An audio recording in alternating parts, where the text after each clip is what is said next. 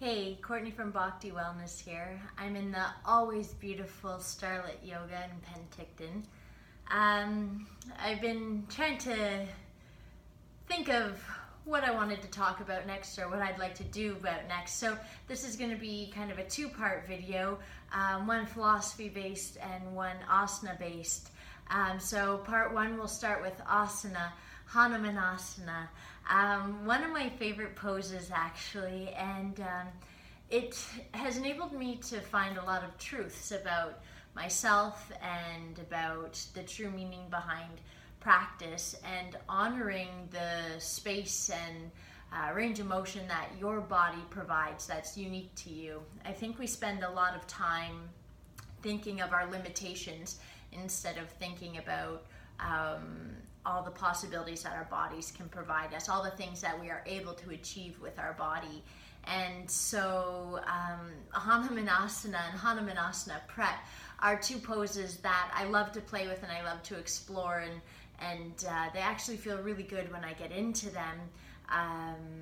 But they have made me feel good not just on a physical level. It's more about a sense of well-being within my mind and how you perceive a situation, in this case this pose, how you interact with it, and which way you decide to look at it can really affect the beauty and your experience in the pose itself, and then beyond your yoga practice. So you might want to have two blocks. I often like to have two somethings, whether they're blocks or, I don't get creative, maybe you have like 2 jars of peanut butter if you're at home, or I don't know, whatever's accessible for you of relatively the same size. You may or may not need them depending on your mobility, but you might choose to have something. So having them of equal size and stability would be most desirable or effective. So in this pose, you'll start in your tabletop position. I'm going to do mostly from the side today so that you can really see the movements of the body. So you'll want to find a tabletop position, and if you're wanting to use blocks to bring the ground a little closer to you, I often like to start with my hands on top of them. And then from this space, you'll walk your hands. Let's say in this case, I'm going to walk my hands to the right. You'll step your left foot forward, and then you'll square off so that your hips, your shoulders, your arms are all facing. In this case, I'm using the short edge of my mat, but you'll just want to square yourself off in one direction. So right hand beneath the right shoulder, left hand below the left shoulder, okay? Now you want to think of a scissoring action of the inner thighs. So you want to think of the left hip drawing back, right hip drawing forward. And that scissoring action just allows for that engagement through the adducting muscles. It helps keep the hips square. And also, it also brings your awareness to the pelvic girdle so that you're finding a bit of support as well as buoyancy within the hips. From here, if you find that you're not getting enough stretch, especially a nice extension through the psoas, those hip flexors, or into the quadricep, and you're looking for that to start in that back hip, so in this case the right, then you might inch that left foot forward a little bit and lunge a little deeper, okay? Connect to your breath. Hold for a few moments, right? You'll want to just see how the body's acclimatizing, how you're feeling.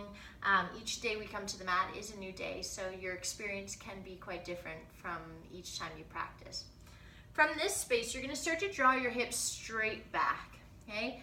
Now you want to keep the hips above the supporting knee, okay? And you'll work towards straightening that front leg.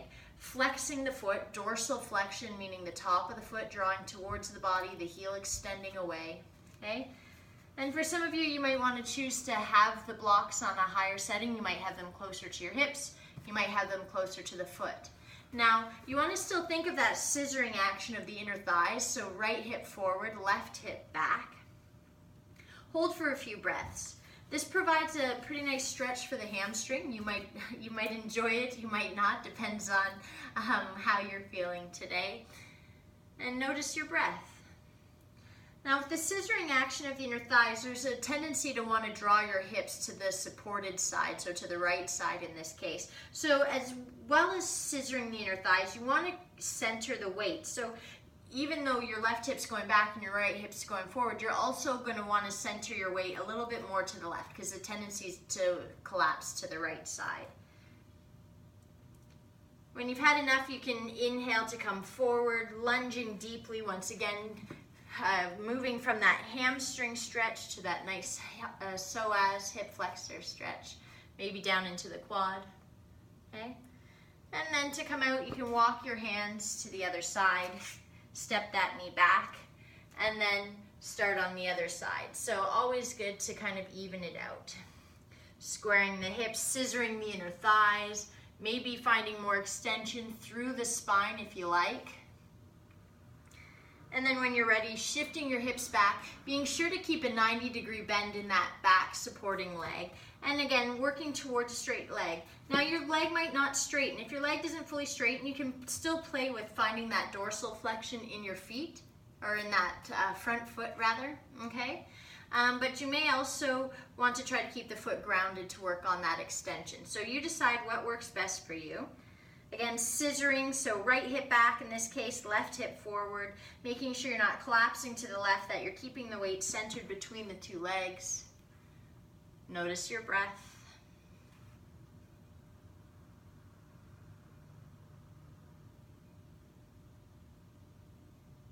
And on an inhale, you can come forward, find that lunge once again.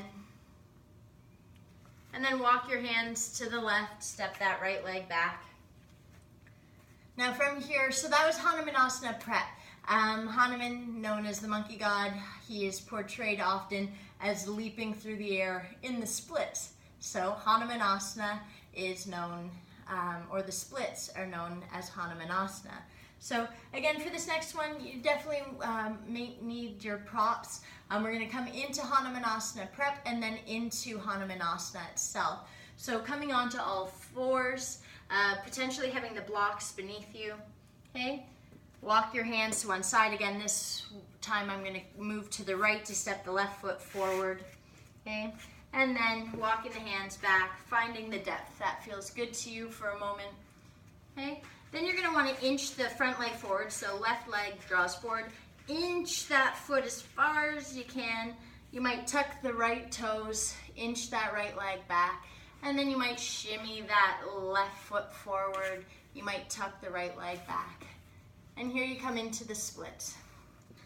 So for some of you, you might want to have your hands by your hips on the blocks at the highest setting. Some of you might be able to get right down to the mat. I have always been envious of that, but it was through this pose that I learned to be like, hey, you know what? This feels really good where I'm at, and why not be happy with the mobility that I have? You know, this hasn't been a pose I've really seen myself as being able to do, but what I am doing is the splits for my body, right? So still think of that scissoring of the inner thighs, left hip back, right hip forward. And you're in here to create more stability through your center. Draw below the navel and above the pubic bone, in and up. Engaging those lower transverse abdominals.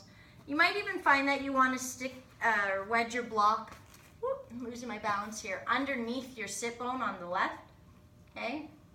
For a little extra support. You can untuck that back leg as well. So keep thinking of that squaring off action.